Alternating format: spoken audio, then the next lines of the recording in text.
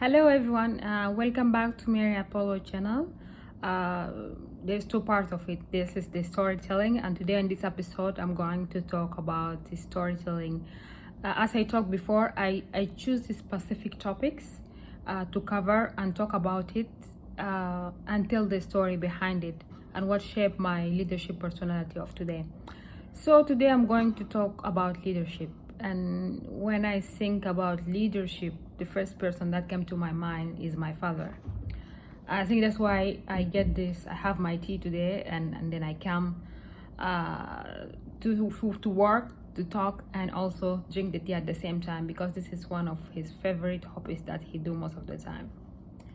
So my father, he's the person who was always a role model to me since an early age, or even as they told the stories before I was born.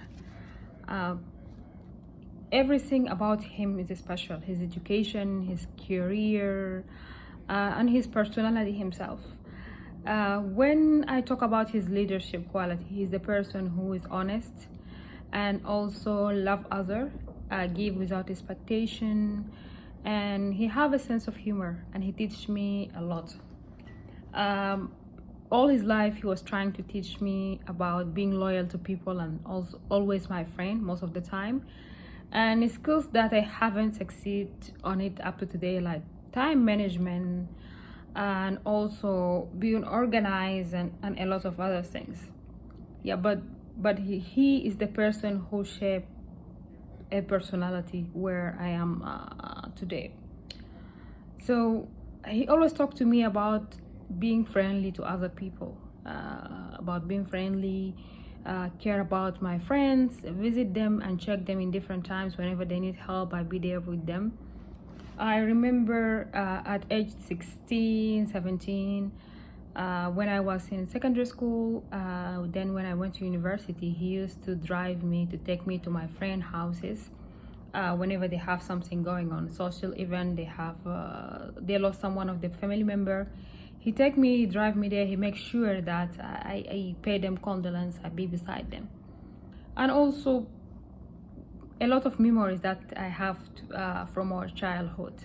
I used to go for hunting with him, because I remember I was the first child, I was the firstborn, I'm my dad's favorite kid, and he also named me Mary after his mom, that he think she was a great leader. So we used to go for hunting. All the group of the people were his colleagues who were men, and they have boys, but I was the only girl who used to go with him. So we'll go hunting in the middle of the bush. We used to hunt for dove, different kind of animals, and then we bring them home. And I remember we had that supper together. We sit in the evening hours in our backyard, and we take tea together. We eat dinner, and then when it come at night, at the news time, it was one of my favorite thing to do. Sit with him in the room and watch TV, watch the news, and see what is going on. And then I used always to ask a lot of questions. So I used to ask him a lot of questions in news, in politics, in what is going on the TV. So most of the time, sometimes I will be annoyed. My mom tell him like, "Oh, you have to answer her to be more like a smart kid."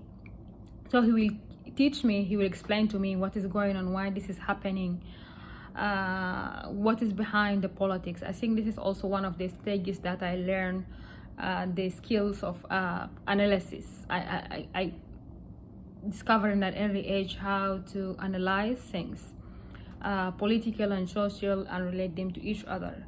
So that time where my leadership skills start showing up. He used to drop me to school. Also, we go together for different things, for shopping, visit his friends and families, do a lot of activities together in the common area, and we talk a lot. So it's one of the most human being in the earth that listen to me. So I grew up with his success, achievement, and career journey. So I watched him through all these different life stages. And now when I see when I vision a leader that I want to be like is my dad. I don't know anyone else that I can that have this good quality of leadership, because there is no leader who is perfect. Yeah, but and most of the time I get upset or change my path and do something else. He always put me back in track. He would tell me, oh, why have you started this, and shift you to another things.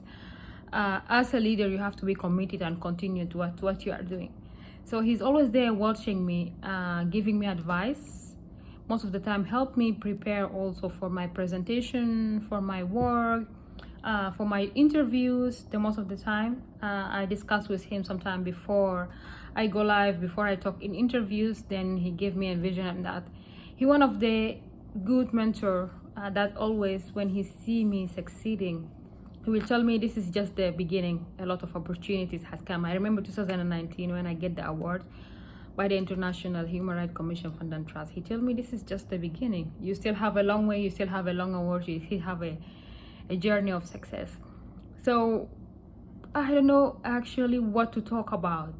This is part one of the leadership in my life.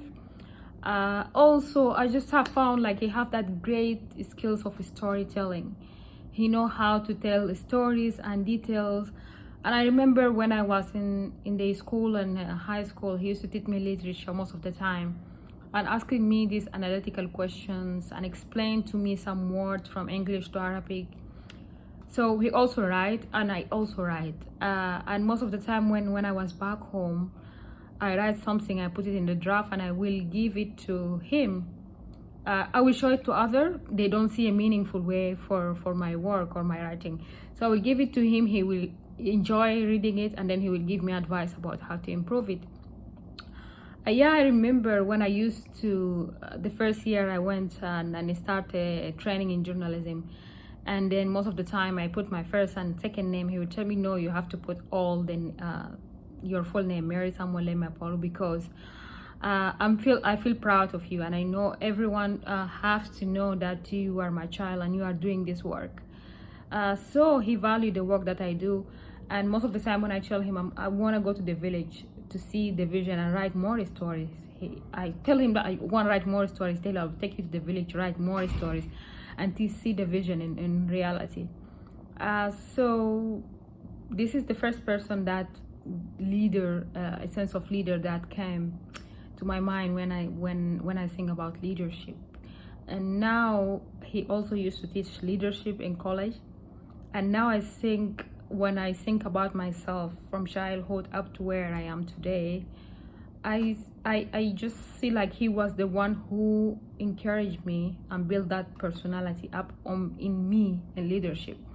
So that's why I became a leadership coach today. That's why I became teaching people and bringing out their strength and help them to overcome the fears and bring the best out of their skills and match them to the career path that they want to be in.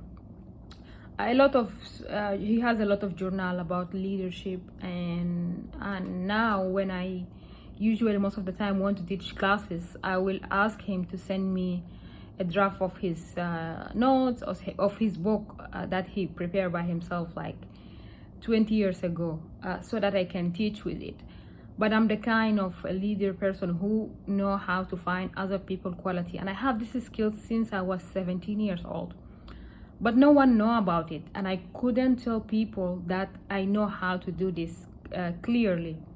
But I think he know that at that time, and that's why most of the time he support me. Or whenever I'm going to activity outside, as a girl, you know that we don't have chances to do a lot of activity outdoors. So he will encourage me to go. He will drive me up there. He will be with me there. So since 17, I have that skills. Now the skills is just coming out.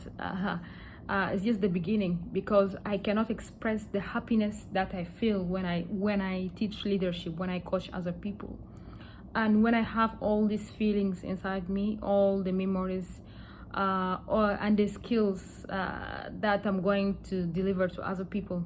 So keep watching my series, the upcoming one. I have amazing topics that I'm going to cover as well. And then subscribe to the channel. Subscribe because I have a lot to tell and more stories to tell. Thank you so much. Have a blessed day. Bye.